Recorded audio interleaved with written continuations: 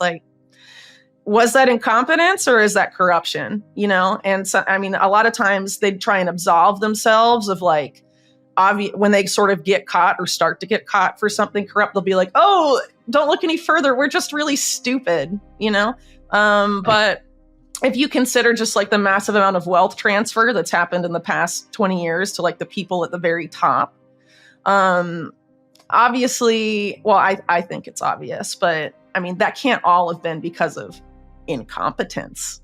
As an example, this push for a regulated internet and the end of online anonymity and all of that is directly related to the fact that it's a mathematical inevitability that our debt-based monetary system will collapse at some point, and that the banking system, particularly Wall Street and its global equivalents, have engaged in an unprecedented degree of malfeasance and corruption and insane financial gambling activities. And just like 2008, right? That's going to explode at some point. But in 2008, people knew it was the banks and they were mad at the banks, weren't they? So if you're the banks and that's going to happen again, and you're in bed with the intelligence agencies and the government, or in the case of the US, you own the central bank, right? You don't want that to happen again.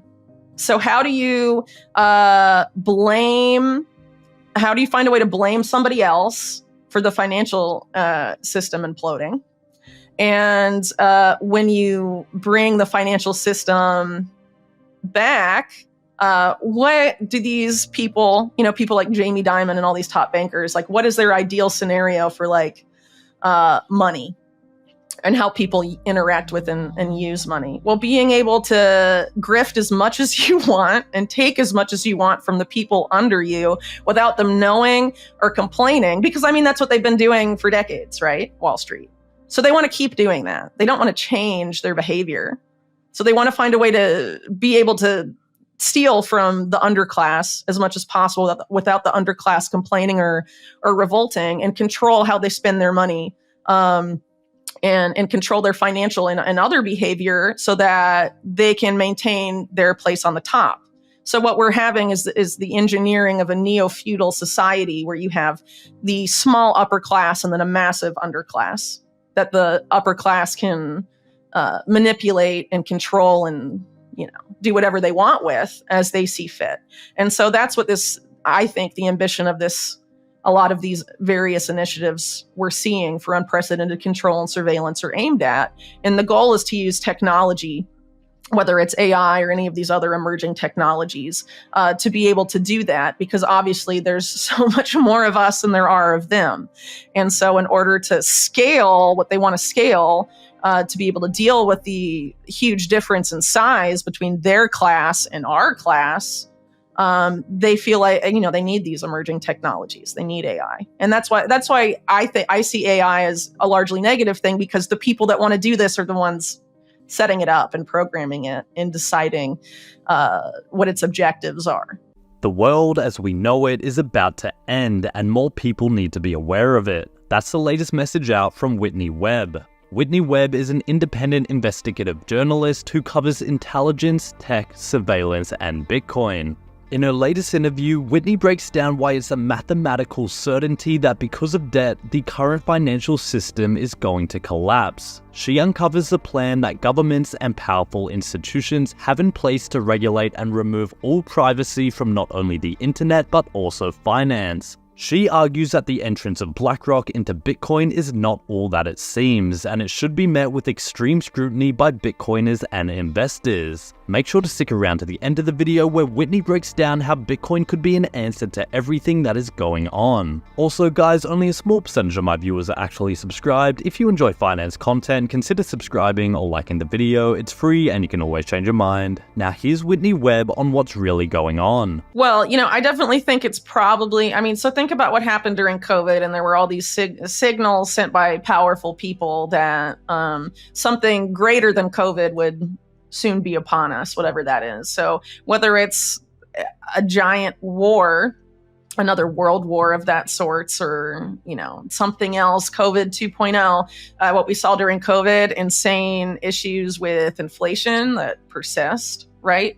And insane supply chain issues. It's probably a good idea to have a supply of stuff you need to survive. in your house. I mean, for X number of days, weeks, months, whatever. I mean, that's different for every person, but it's definitely not, I mean, it's definitely not a bad idea. And I don't think it's a tinfoil hat thing to say like, oh, I'd like to be able to feed my family if they close all the grocery store. I mean, we sort of saw with COVID, like how insane it was. I mean, I live in Chile and in South America. And there, I mean, when COVID started, there was some insane stuff there where you had to like show papers to get into grocery stores and stuff for a time. Like that could come back, you know? I mean, it's not as crazy now as it might have been like 4 or 5 years ago to talk about that stuff. And there's nothing wrong with being prepared. There's probably something more wrong with being not prepared at all. So yeah, there's been a push for several years, but now it's gaining an insane amount of momentum in steam. But it really goes back several years. And the goal is to have a regulated internet, which means the end of online privacy and anonymity.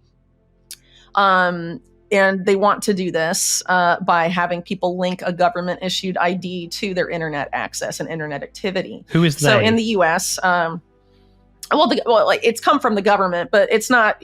A lot of government policy, whether it's about this or something else, doesn't come organically from the government. It comes from think tanks. It comes from groups like that, or even the WEF, the World Economic Forum, that are then given to politicians, and politicians legislate and enact it, and then the state enforces it. But it's not necessarily the ideas of the legislature and the state itself, these policies.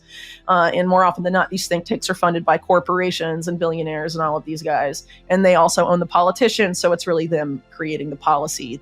And they use the state as an enforcer to force it on the public, right? So that's, I guess, the global public-private partnership is what my colleague Ian Davis calls they, right? And I think it's pretty fair. He puts the BIS at the top, by the way, of the pyramid.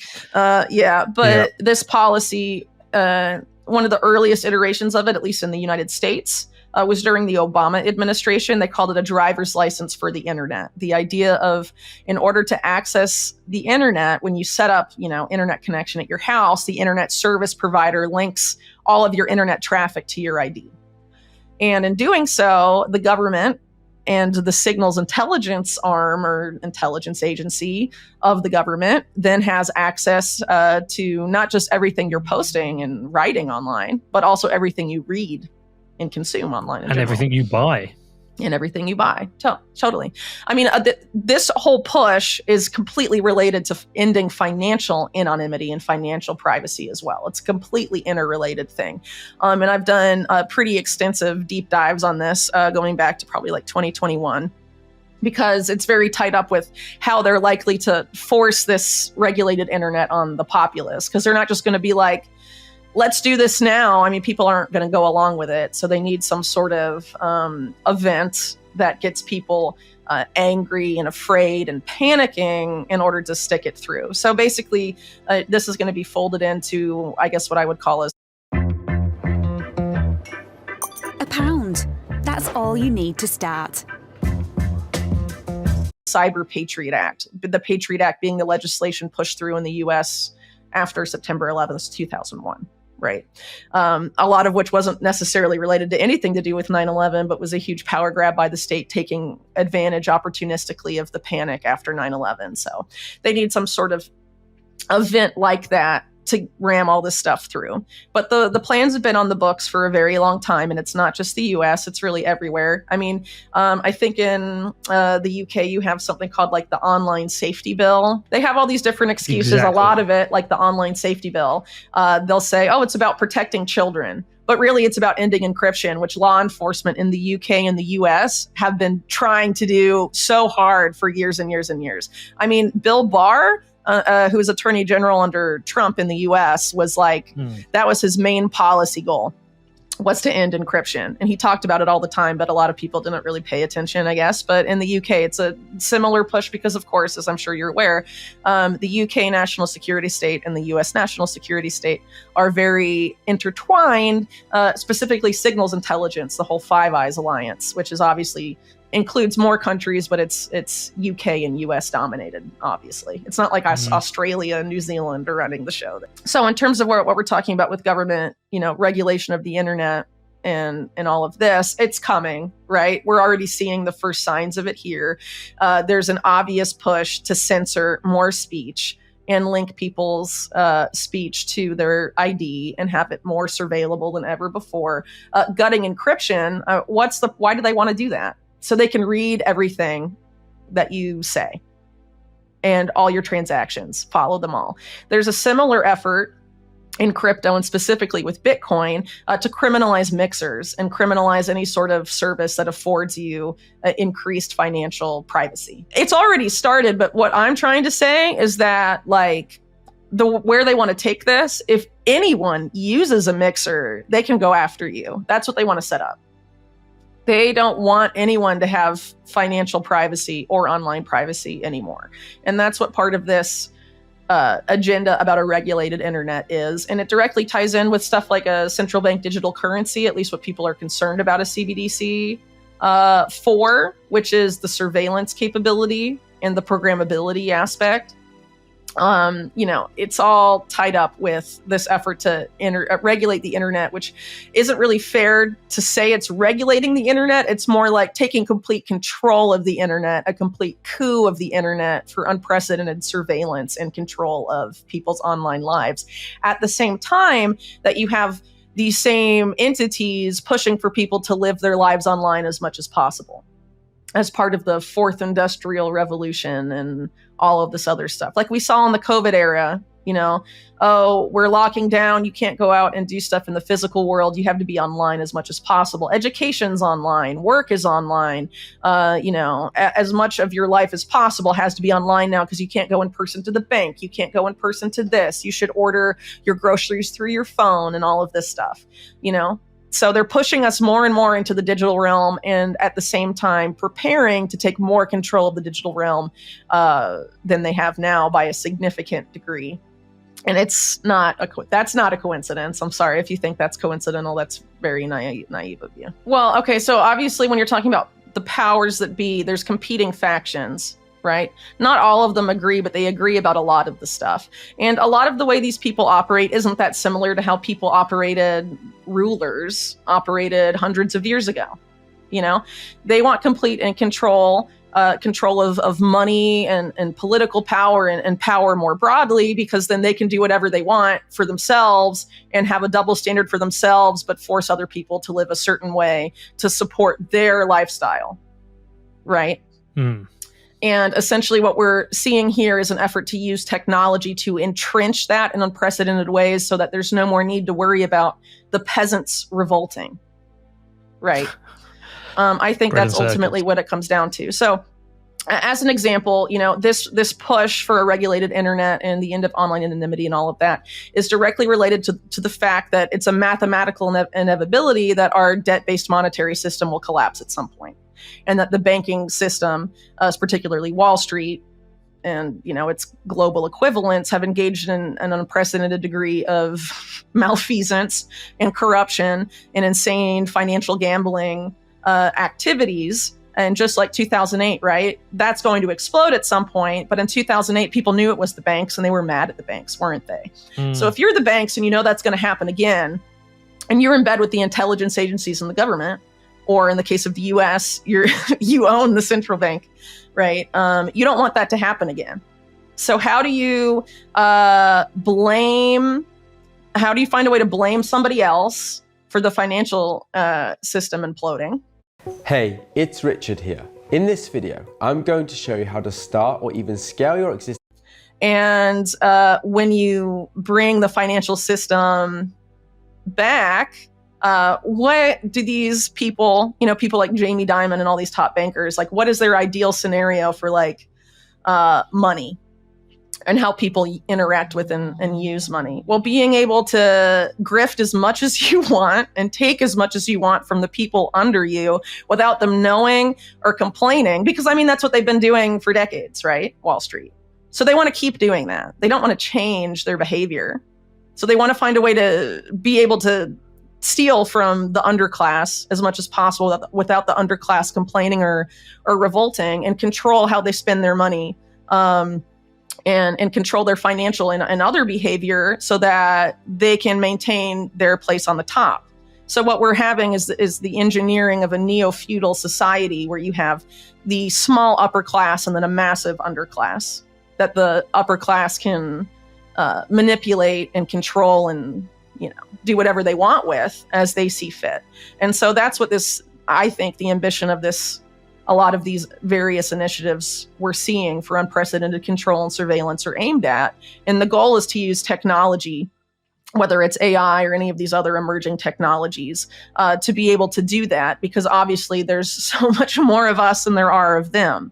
And so in order to scale what they want to scale, to be able to deal with the huge difference in size between their class and our class, they feel like, you know, they need these emerging technologies. They need AI. And that's why I see AI as a largely negative thing, because the people that want to do this are the ones setting it up and programming it and deciding what its objectives are. Well, you know, I definitely think Bitcoin has the potential to be a tool for financial freedom, but I think there's major efforts well underway to co-opt that to serve the same agenda, right?